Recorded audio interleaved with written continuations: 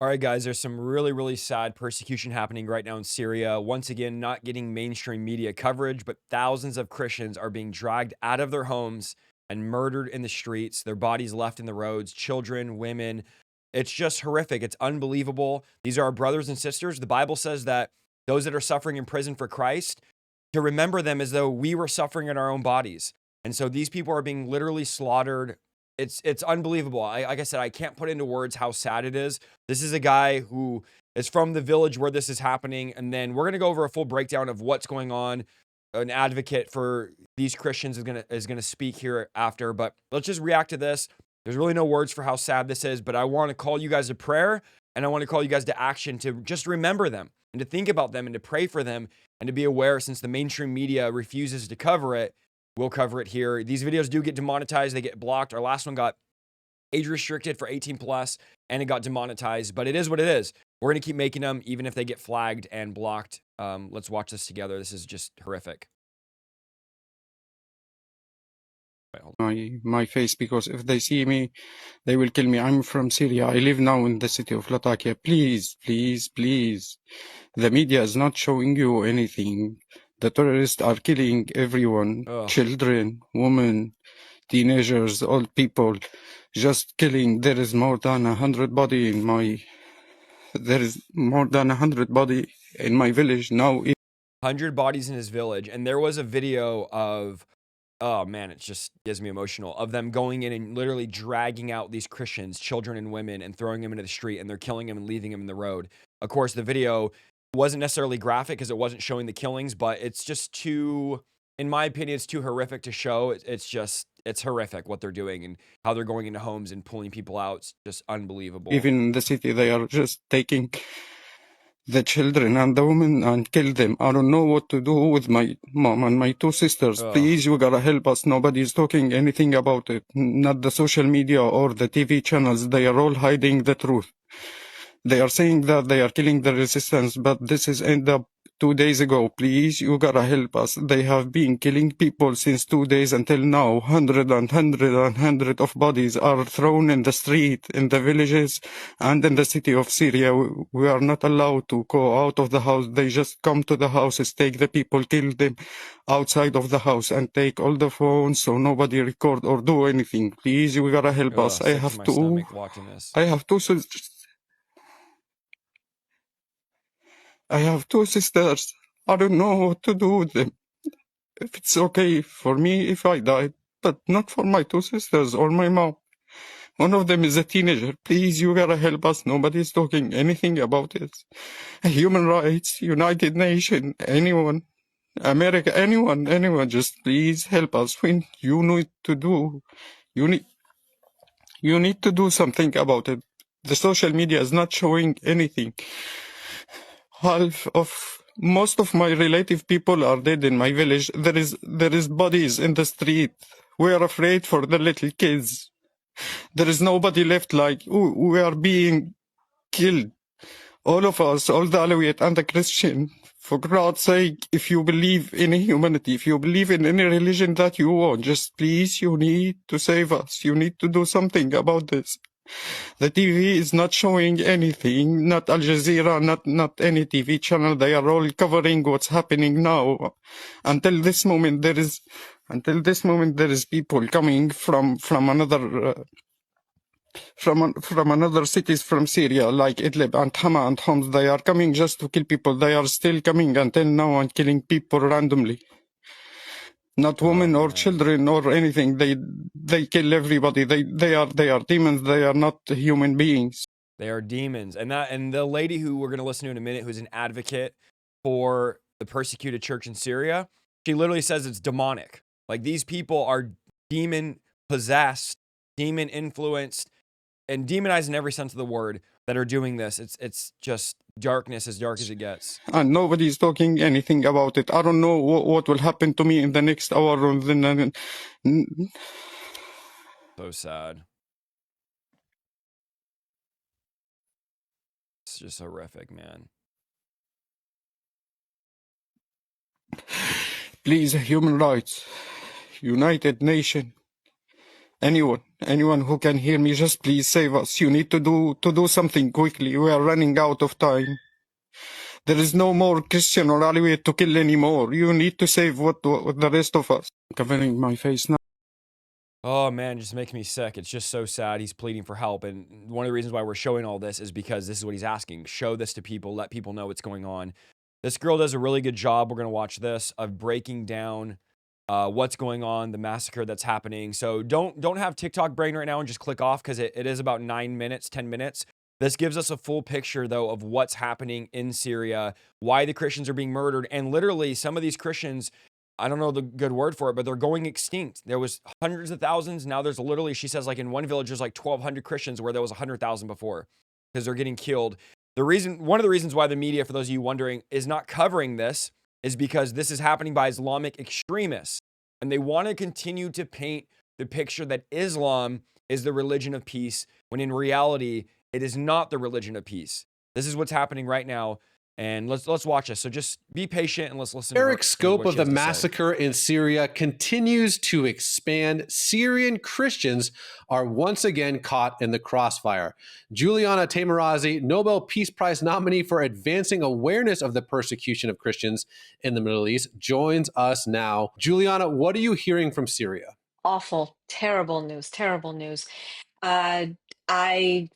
Yesterday, I heard that there were 15 doctors that were murdered because they were Alawites, supposedly supporters of Assad, women, children, men. I must warn your audience about what I'm about to say. It's a little bit gruesome. I've watched videos that I can never unsee again. I've seen hearts being carved out of Ugh. bodies. I have seen duct tape being placed on men's eyes, and then they stand them on the mass graves and shoot them, and they don't die, and then they beat them after they have shot them. The dehumanization that is happening on the ground. They make them bark like dogs. They make them walk on legs. So demonic. So demonic. This is just darkness, as dark as it gets. And I'm sitting again in my nice air-conditioned studio, a fan on me. I could see outside, beautiful day. Oh man, it makes me emotional. And it's just, these people are going through this right now as we speak. And the Bible says to remember them as though we are suffering with them and to pray for them. I just can't imagine it. It's inconceivable to me, Yeah, I just can't. And their hands on their knees and hands. It is absolutely an atrocity. I'm a student of the Holocaust, and we read those things in the pages of history, right? And then we recently came from 10 years ago was the ISIS genocide in Iraq. But really, this is on a different scale, on another scale. Why are they killing the children? The children were not supporters of Assad. And the Christians that have come under attack, they're terrified, absolutely terrified. Oh, that is just demonic. There's no other way to describe it. Help us understand. So it seems like the reports are that this is mainly against the Alawites, right? The nationality, the ethnicity of the former Assad regime. But Christians are also being targeted. Can you help explain that for us? So the Alawites are they're considered to be heretic to the Muslims, and therefore they're not protected by the jihadists, if you will. Christians are people of the book. And because they're a small minority, and because of the atrocities that Assad had committed, also last week, I believe it was Thursday, when some supporters of Assad attacked the forces of this new regime. This regime is brutal. Please don't get me wrong, but they ambushed these new forces, and this is what's transpiring right now is in retaliation of what happened in the hands of the Assad supporters. Um, the other thing that I have to really tell your audience is that when the West welcomed al-Jolani to power, how quickly do we forget that this man was an Al-Qaeda member, an ISIS member, when he was in Idlib, which is in northern part of Syria. They were using Turkish lira, supported by Turkey. How quickly do we forget? As soon as he puts a suit on and a necktie, he becomes a Westerner. Wow. So this massive attack that has been happening against the Alawites, it is systematic. You hear them speak. Oh, and very importantly, I must say that the fighters, you look at them, you watch these videos, the fighters are not Arabs, all of them. They're Chechens, they're Indonesians, there are Jordanians, there are Tajiks from Tajikistan. I mean, you will find there are some Americans. Apparently, there was a report that said that there are Americans, even just like they were embedded with ISIS. So this very diverse, very brutal group is committing demonic acts. Once again, you hear the word demonic because that's what it is. Call it what it is. These are people are inspired by demons.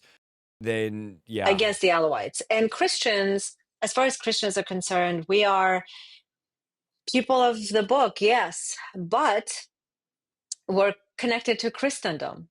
We're infidels, although we had been there for as Christians for 2,000 years, but we were there before all these regimes took over and came along. We are considered, by extension, connected to the West.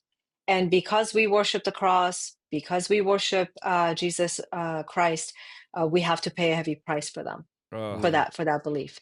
So the churches have been targeted. The children have been targeted. Families have been massacred. And this happened also last year. This is not the first time under this regime. This happened last year too. So you have an incredible backstory in the sense that you are an Assyrian Christian who grew up in Iran, and now your focus is on Christians in Iraq and Syria. Can you help? Maybe if we're just kind of late to the story, what has it been like for Christians in Syria since the Arab Spring started a decade and a half ago? It's been terrible. It's been terrible. We have suffered tremendously for our faith. And this is something that most of us, now I know there's a lot of international viewers, and maybe you could relate, but most of us have no clue what persecution is. We cannot relate in the slightest. Like, oh, what could I think of? Somebody made a YouTube video about me calling me false. Like, that's nothing. That's literally nothing. Someone made fun of me at work. Somebody made fun of me at church. Yet these people are suffering for their faith, physically being killed and tortured and murdered, and children killed in front of them. Hearts carved out, as she said, for their faith. And we know nothing about this. We know absolutely nothing about this. There have been our bishops have been kidnapped. They haven't been found yet. There were so many Christians that when the prisons were liberated, or they were, we can say liberated, right? In this case, there were so many Christians that came out that we had thought that they had been killed. Look, in the Middle East, we have always been considered as a bridge of understanding between the Islamic East and the Christian West. And but the number of people that is dwindling, our numbers are dropping fast from every country you can imagine. When as you said, I was born in Iran. When I was in Iran in the 80s, we were probably about 40, 50,000 Assyrian Christians. Today, we have literally 3,000 people left. 40 or 50,000. Now she said, 3,000-4,000? Think about how crazy that is. Throughout the whole country, 3,000 people. 3,000 people. Iraq, my ancestral homeland, our ancestral homeland. Second Holy Land, really, for all the biblical activities that had happened there. We were 1.5 million before the invasion of Iraq in 2003. Today, we have barely 100,000 people left. In Syria, the Assyrian community is 1,200 people. That's the Assyrian community, Christian Assyrian community. Overall, the Christian population into the millions we used to be. Now we're about 500,000, 400,000 people in Syria. Unbelievable. So our numbers are dwindling because of change in demographic. What's happening today, as you see, has happened to Christians in Syria before in 2015, also in 2011. And we see that people just don't want to live like that under so much distress, dehumanized, churches bombed, clergy kidnapped. So it's a really, really tough situation. So my call, if I may, in a very small way and humbly ask the world powers to open a corridor, especially for Christians and other minorities, to safety. whether it be into Iraq, into the Iraqi Kurdistan. I would have never thought I would say, let's open a corridor into Iraqi Kurdistan or protect them as they flee to the Druze area in the south. Druze are protected by the state of Israel at the moment. So a lot of people that I'm in contact with on the ground in the western part of the country, in Syria, they say, help us flee to the Druze area, open a corridor to Iraq, we'll go to Iraq. So I'm just So a small sad. voice for the people that are suffering there. So if this current massacre is predominantly targeting Alawites, again, the ethnicity of the former Assad regime, it's kind of, retribution, revenge. How do Christians in Syria view this? Like, they're not the direct target, quote unquote, right now, but what is their feelings? What is their anticipation of what could happen in the weeks and months ahead? The church leadership has gone and met with the al-Jolani regime several times. But when you speak to the average people on the street, they will tell you they don't have any hope for the future. Economy is terrible there. And I think there's, in some parts of the country, there's 80% unemployment. Among Christians, there's 60% unemployment. So from an economic perspective, they're devastated. They just had an earthquake 2 years ago that devastated them. And the Islamic radicalism constantly chases them from place to place. There's so many Christians that have been killed. And I vehemently disagree that some reports say that Christians are just collateral damage, that they're not really targeted. I must disagree with this because we have seen we're always there, maybe caught in the crossfire, some say, but majority of the time we are targeted because they go after our churches, they go after our priests and our families. So sad. Guys, we need to pray for them. We need to pray that the Lord would be with them. Oh, wrong camera here. There we go. We need to pray that the Lord would be with them because it's just devastating what's going on there. I just wanted to make everyone aware of this. As I said before, the mainstream media is not covering it. It gets age restricted when you post it. It gets demonetized when you post it. And so we need to get the word out, send this to friends and family, pray for what's going on. If you're a pastor of a church, Sunday, lead your church in prayer for this. It's devastating. It's happening. It's real. We're live every day at 2 o'clock reading the Bible in 90 days. I love you guys. I appreciate you guys. And we'll see you in the next video. God bless.